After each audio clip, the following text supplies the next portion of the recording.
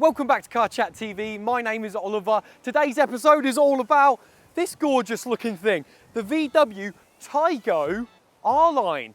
Look at it. Look at this colour.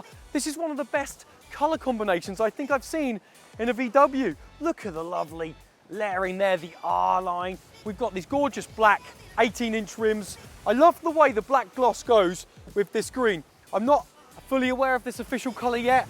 I'll have a little look and we'll see. Woo! It's windy!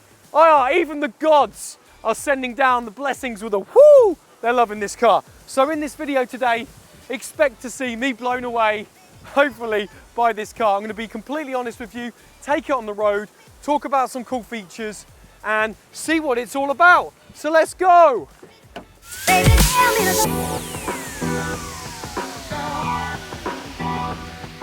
I've jumped inside the TAIGO. I've got the 6-speed manual, which is awesome because most cars that I review nowadays are either automatic or electric. So it's nice to hear the hum of the engine. Now you can get the engine in two variants. You can get a 1 litre or a 1.5. Now this is the 1 litre.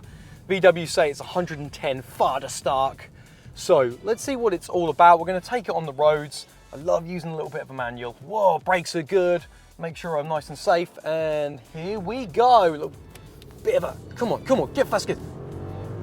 Oh, snapped into second. Oh, can you feel that? Woo! Now this is the sloping coupe variant of the T-Cross. So if you care about style and your rep and your street cred, you might want to go with this swooping coupe version. Now this is the R line, so top trim level. You're looking at around 29k or sitting £200 just under. I think it's 28,000.8, something like that. But do you know what? Inside, I absolutely love it. I've driven the VW electric offerings, and I've got to say, the infotainment is not as good. I love how this is plush. I love the digital cluster gauge here, over 10 inches, and the 8-inch infotainment dash here. But I love how it's sitting back, it's flush. Me personally, as personal preference, I would have liked to have seen that in their electric vehicles, the IDs, because they look a little bit stock on, a little bit crude and garish, but this is nice and streamlined and sit flush into the dash, so I love that. For an R-Line, bit weird, bit scratchy up here. I want a bit more value for my materials. Soft touch materials up top, but overall, really nice. Seats are comfy. Changing gear, I love it. I mean, we're going to miss gears, aren't we? Who loves the manuals? Hashtag save the manuals. I think it's a trending hashtag. I don't really care. Put it in the comments if you do love a manual. But what do you think about the TAIGO? Is it worth the extra money over a T-Cross? Now you look at a basic T-Cross, around £22,000. Now that's basic. You get an R-Line T-Cross, you're looking at around 27, 28. So it's a couple grand more to basically have that swooping coupe variant style. But overall, I'm enjoying this car. It's fun, it's engaging. Let's find some B roads and see what this thing can really do.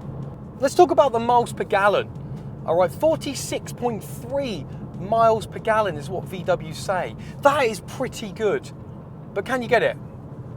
I'm not sure, but still 46.3, that's not too bad. I've got the manual.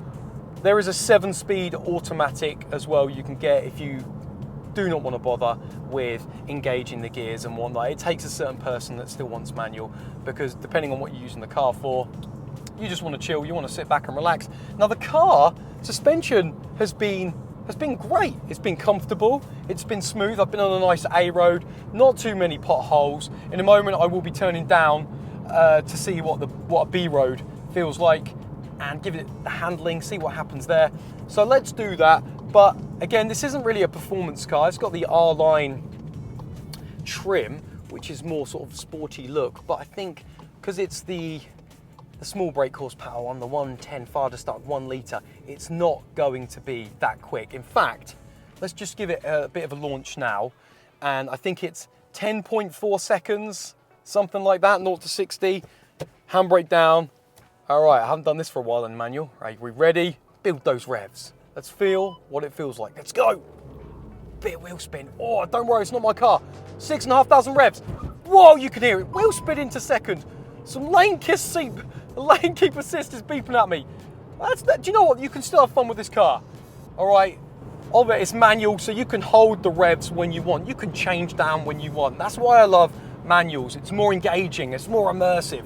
So slam this down into third, and we can feel the car. There we go. We can feel some roll with the car. It does handle well. It's really positive. Steering's nice and light and easy to use. Into this corner. Look at that. Oh, and you know what? It is fun. You can have a bit of fun with this car. Again, if you want a little bit extra performance, you're going to have to go for the 1.5 engine. Also, a cool feature I must mention is the space. I love space in cars, especially nowadays. We've got more stuff, all right? 440 litres of boot space in the Taigo. Very capable of taking loads of stuff, chuck it in there. And do you know what I really love about this car? What I'm enjoying? Buttons! Buttons on the steering wheel that work! You look at some other cars nowadays that have gone for the haptic feedback or the touch sensitive. There are some touch buttons down here on the temperature control, which isn't too bad. I can live with that. But buttons here on the little knobs on the steering. And with buttons and knobs, you can upscale them so easy. Little bits of rubber, little bits of detailing, knurling, metal elements. You can make them feel a lot plusher than some of the haptic elements and buttons, non-buttons out there. From the exterior, I was looking at it, I was like, yeah, love it. I wonder what it drives like though. And so far, because it's the 1 litre as well, it's going to be really efficient, really economical. Like we said about the MPG there, 46.8 miles to the gallon. So you're going to save money there. You're going to look cool. You've got 440 litres to play with in the boot space. And it's comfortable. It's a comfortable car and it works. So I've got Adam with me, as always. He's in the rear seats. Adam, talk to me about comfort levels back there.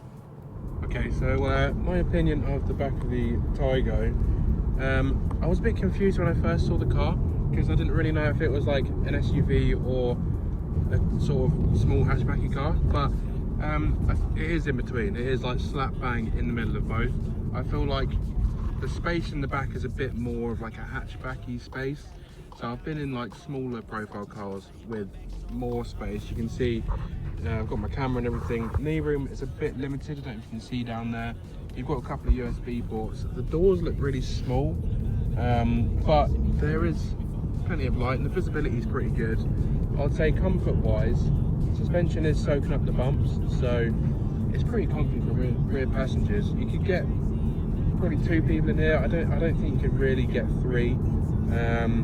But yeah, the seats, like they're fabric, so that is what it is. But I'd say it's a fairly good space, but yeah, not as good as like a bigger car, so there you go. You hit the nail on the head there. It is, I would say, if you were describing this car, it's a great cruiser.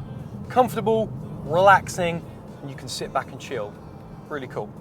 So my final thoughts on this car are that I think it's a great little offering. It sits in between the T-Cross and the T-roc, and VW have said in the presentation when we've been to the press day that SUVs are like 40% of their sales. SUVs are super popular, and this is like a great in between. It's got style because they're offering a T-Cross with a swoopy back. It's a little bit bigger than the Polo, it's a little bit taller than the Polo, so if you do like that amount of space and that kind of size car, you could not go wrong with having a little test drive in this and seeing if it's for you. Cool space. We spoke about the practicality. I love the infotainment. Think it's fantastic. I love this setup. It's flush. The interior is good. Is it worth the money? You'd have to let me know. Let me know if you like this episode by throwing me a like. Comment down below. What else would you go for? Are there any other mid-sized crossovers, coupe versions with a slanty back? Let me know in the comments below. As always, get subbed, and I'll see you on the next one.